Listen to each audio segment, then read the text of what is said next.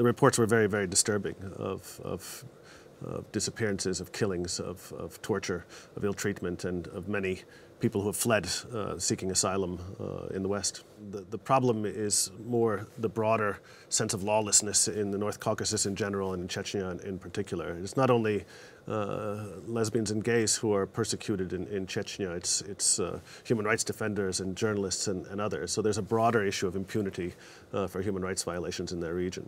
Russia has also been criticized in recent days for human rights abuses in Crimea, which Russia currently occupies and has annexed, including the treatment of Crimean Tatars.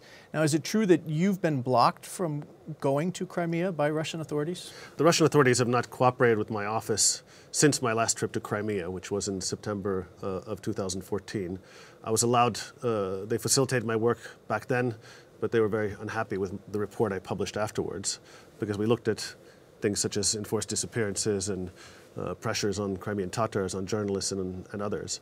So I've not been able to go there in recent years, but the report that was just published by the UN very much coincides with my following, my monitoring from afar of the situation. Do you think that a permanent international mission to observe human rights in Crimea, or the situation there, do you think that's necessary? And is there any way what kind of mechanism would that involve? How could that work? Well, I think that many NGOs have advocated for this, and I think it would be very useful to have some eyes and ears on the ground there, watching the evolution of the situation, because the independent human rights defenders and journalists have all been squeezed out of the situation. Either they're in detention or they've left.